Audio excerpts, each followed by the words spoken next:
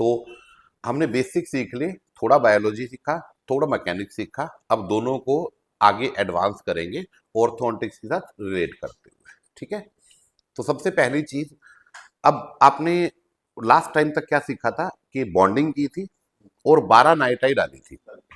ठीक है, अब 12 नाइट्राइड जब आपने डाली पहले दिन, तो क्या होगा आपको पता चल गया बायोलॉजी के अंदर।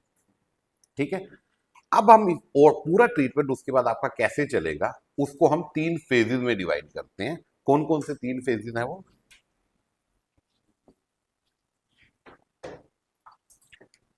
सबसे पहला है डॉक्टर साहब लेवलिंग एंड अलाइनमेंट, दूसरा है space closure,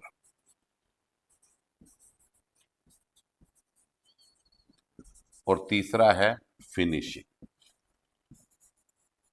and detailing.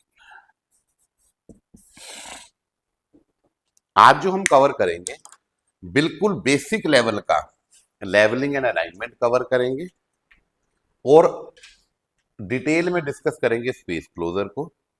Finishing and detailing हमारा आखिरी लेक्चर्स में होगा। पहले हम ये 2 पार्ट कवर करेंगे और कल लेवलिंग एंड अलाइनमेंट डिटेल में डिस्कस करेंगे। ठीक है, तो आज हम basic levelling alignment and space closure. So what is levelling and alignment? आपने 12 नाइट्राइड डाली, अब आप एक बात बताओ मुझे, क्या टीथ बिल्कुल लाइन में होते हैं आपके सारे के सारे? थोड़े बहुत तो ऊपर नीचे आगे पीछे होंगे, है ना? कभी कभी आपको लगता नहीं सर बिल्कुल बढ़िया होते हैं, बस क्लास में बाईमैक्स है, प्रोट्रूजन होता है, पर अंदर लेके आने होते हैं, देखने में वो सीधे ही लग रहे होते हैं। उसके बावजूद भी जब आप बॉन्डिंग करते हो तो आप क्या कोई माइक्रोस्कोप लेके मेजर करते हो? नहीं ना।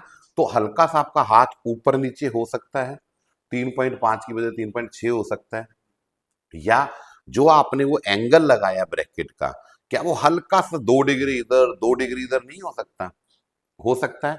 अब आप सोचो आपने 6 से शुरू किया और इस साइड के 6 तक आए, तो 12 टीथ हो गए आपके। 12 टीथ में एक ब्रैकेट थोड़ी ऐसे है, एक थोड़ी ऐसे है, एक थोड़ी ऐसे है।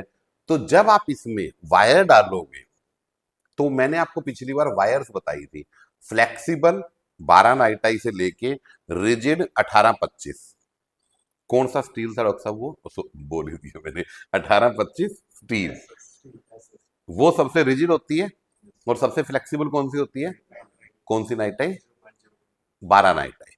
ठीक है, अब अगर मैं आपको बोलूं कि आप बॉन्डिंग कर दो और उसके अंदर 18-25 डालने की कोशिश करो, तो क्या वो डलेगी?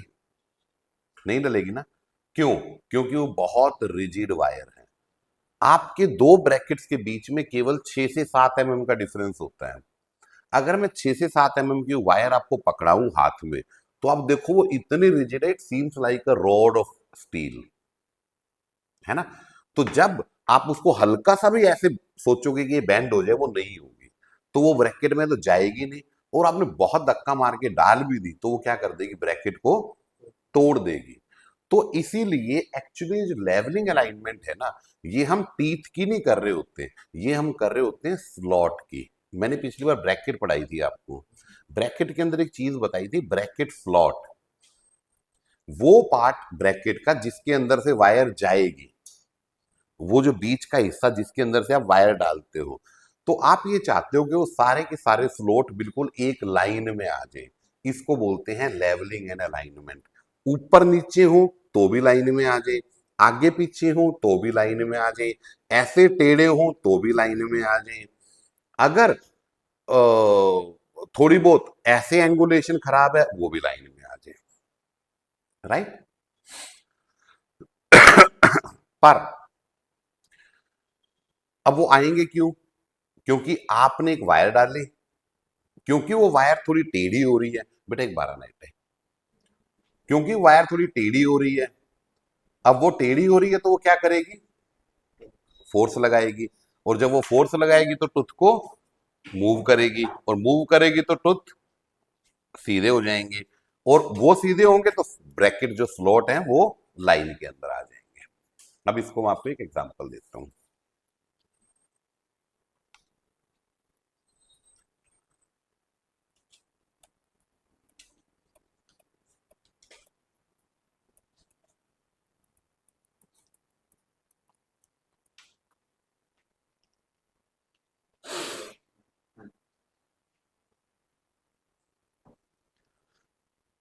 अब आप इस नीचे वाली वायर को देखो,